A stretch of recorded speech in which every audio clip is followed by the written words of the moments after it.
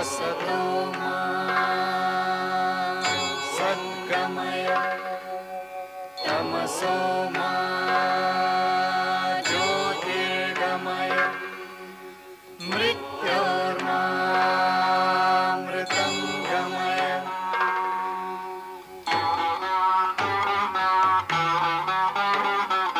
सर्वेऽपि सुखिनः सन्तु सर्वे सन्तु निरामया सर्वे भद्राणि पश्यन्तु मा कश्चित् दुःखभाग् भवेत्।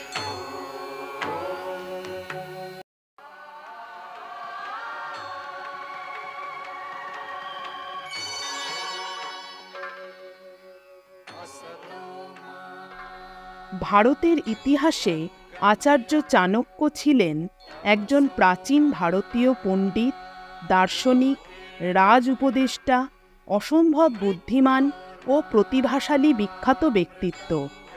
কৌটিল্য বা চাণক্য সেন বা বিষ্ণুগুপ্ত নামে পরিচিত হলেও তিনি চাণক্য নামে অধিক পরিচিত ছিলেন।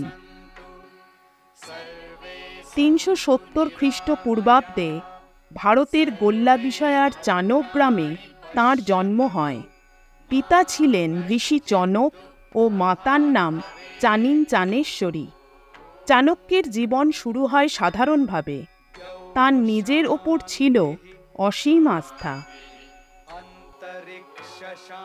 তিনি ছিলেন বিশিষ্ট প্রবন্ধকার, অর্থনীতিবিদ, দার্শনিক ও রাজ উপদেষ্টা এবং অর্থশাস্ত্র নামক রাষ্ট্রবিজ্ঞান বিষয়ক বিখ্যাত গ্রন্থের রচয়িতা, যার তত্ত্বগুলি চিরায়ত অর্থনীতির বিকাশ লাভে গুরুত্বপূর্ণ ভূমিকা নিয়েছিল। প্রাচীন তক্ষশিলা বিশ্ববিদ্যালয়ে অর্থনীতি ও রাষ্ট্রনীতির অধ্যাপক চাণক্য পরবর্তীকালে মৌর্য সম্রাট চন্দ্রগুপ্ত মৌর্যের উত্থানে প্রধান ভূমিকা গ্রহণ করেন। তাঁর পরামর্শে সম্রাট চন্দ্রগুপ্ত দীর্ঘদিন ধরে ভারতের এক বিশাল ভূখণ্ডকে শাসন করেছিলেন। চাণক্য চন্দ্রগুপ্ত মৌর্য ও তার পুত্র বিন্দুসারের রাজ উপদেষ্টা হিসেবে দায়িত্ব পালন করেন। রাষ্ট্রবিজ্ঞানে তার পাণ্ডিত্যের জন্য চাণক্যকে ভারতের ম্যাকিয়াভেলি বলা হয়। চাণক্যের রচনা গুপ্ত সাম্রাজ্যে শাসনের শেষ দিকে অবলুপ্ত হয় এবং ১৯১৫ খ্রিস্টাব্দে পুনরাবিষ্কৃত হয়। প্রায় ৭৭ বছর বয়সে ২৮৩ খ্রিস্টপূর্বাব্দে এই প্রতিভাশালী মহান পণ্ডিতের জীবনাবসান হয়। চাণক্যের নীতিসমূহ আজও সামাজিক, মানসিক, রাজনৈতিক, রাষ্ট্রীয় জীবন সব দিক থেকেই আমাদেরকে সুন্দর এবং সুপরিকল্পিতভাবে বাঁচতে সাহায্য করে। তাঁর বাণীসমূহ থেকে নেওয়া কিছু মূল্যবান বাণীসমূহ কয়েকটি পর্বের মাধ্যমে আমি আপনাদের কাছে উপস্থাপিত করব। আশা করি এই সকল নীতি সম্বন্ধীয় বাণীগুলি আপনাদের ভালো লাগবে। দুর্জন ব্যক্তি বিদ্বান হলেও যে কোনো মূল্যে তাকে এড়িয়ে চলা উচিত, কারণ মণিভূষিত বিষাক্ত সাপই অধিক ভয়ঙ্কর হয়ে থাকে। উৎসবে, বিপদে, দুর্ভিক্ষে, শত্রুর সঙ্গে সংগ্রামকালে, রাজদ্বারে এবং শ্মশানে যে সঙ্গে থাকে সেই প্রকৃত বন্ধু। বিদ্যার চেয়ে বন্ধু নাই, ব্যাধির চেয়ে শত্রু নাই, সন্তানের চেয়ে স্নেহ পাত্র নাই, দৈবের চেয়ে শ্রেষ্ঠ বল নাই। সুবেশভূষিত মূর্খকে দূর থেকেই দেখতে ভালো। যতক্ষণ সে কথা না বলে ততক্ষণই তার শোভা। কথা বললেই মূর্খতা প্রকাশ পায়। নিম গাছ যেমন আমূল জলসিক্ত করে কিংবা দুধে ভিজিয়ে রাখলেও কখনো মধুর হয় না, তেমনি নানাভাবে শিক্ষা পেলেও দুর্জন কখনোই সাধু হয় না। অভ্যাসহীন বিদ্যা, অজীর্ণে ভোজন, দরিদ্রের সভায় কালক্ষেপ এবং বৃদ্ধের তরুণী ভার্যা বীজতুল্য। পুত্রকে যারা পড়ান না, সেই পিতামাতা তার শত্রু। হাঁসদের মধ্যে বক যেমন শোভা পায় না, সভার মধ্যে মূর্খও তেমনি শোভা পায় না। দুর্বলের বল রাজা, শিশুর বল কান্না, মূর্খের বল নীরবতা, আর মিথ্যাই হল চোরের বল। দুষ্টা স্ত্রী, প্রবঞ্চক বন্ধু, দুর্মুখ বৃত্ত এবং সর্পগৃহে বাস মৃত্যুর দ্বার, এ বিষয়ে সংশয় নেই। সাপ নিষ্ঠুর, খলও নিষ্ঠুর, কিন্তু সাপের চেয়ে খল বেশি নিষ্ঠুর। সাপকে মন্ত্র বা ঔষধি দিয়ে বশ করা যায়, কিন্তু খলকে কে বশ করতে পারে? যারা রূপ যৌবন সম্পন্ন এবং উচ্চ কুলজাত হয়েও বিদ্যাহীন, তারা সুবাসীন পলাশ ফুলের মতো বেমানান। বিপত্তির সময় স্নেহ প্রদর্শনকারী ব্যক্তি মিত্র হয়। যার ওপরে বিশ্বাস থাকে না, তাকে কখনো বিশ্বাস করা উচিত নয়। অহংকারের মতো শত্রু নেই। যে গাভী দুধ দেয় না, গর্ভধারণও করে না, সে গাভী দিয়ে কি হবে?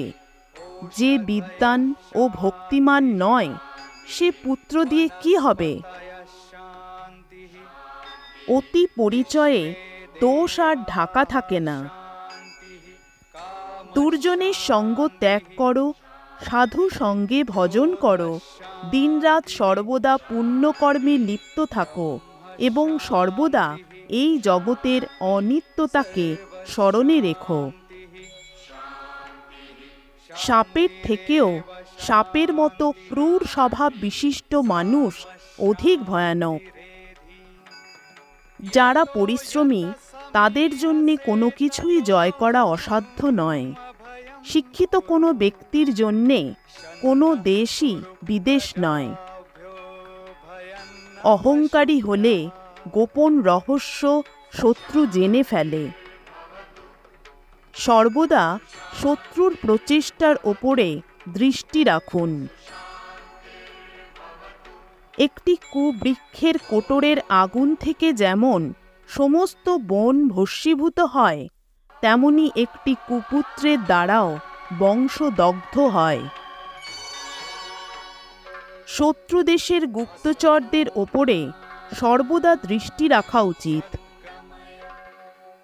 গৃহে যার মা নেই, স্ত্রী যার দুর্মুখ, তার বনে যাওয়াই ভালো, কারণ তার কাছে বন আর গৃহের মধ্যে কোনো তফাৎ নেই। আকাশে উড়ন্ত পাখির গতিও জানা যায়, কিন্তু প্রচ্ছন্ন প্রকৃতি বিশিষ্ট কর্মীর গতিবিধি জানা সম্ভব নয়। গুণহীন মানুষ যদি উচ্চ বংশেও জন্মায়, তাতে কিছু আসে যায় না, কিন্তু নিজ কুলে জন্মেও যদি কেউ শাস্ত্রজ্ঞ হয়, তবে দেবতারাও তাকে সম্মান করেন। 5 বছর বয়স অবধি পুত্রদের লালন করবে, 10 বছর অবধি তাদের চালনা করবে, 16 বছরে পড়লে তাদের সঙ্গে বন্ধুর মতো আচরণ করবে। আপদের নিশ্চিত পথ হল ইন্দ্রিয়গুলির অসংযম, তাদের জয় করা হল সম্পদের পথ। যার যেটি ঈপ্সিত, সে সেই পথেই যায়। বিষের পাত্র থেকে অমৃত, অপবিত্র স্থান থেকে স্বর্ণ, সবচেয়ে নীচ ব্যক্তির কাছ থেকে জ্ঞান এবং নীচ বংশের পরিবার থেকেও গুণবতী স্ত্রী গ্রহণ করা যায়।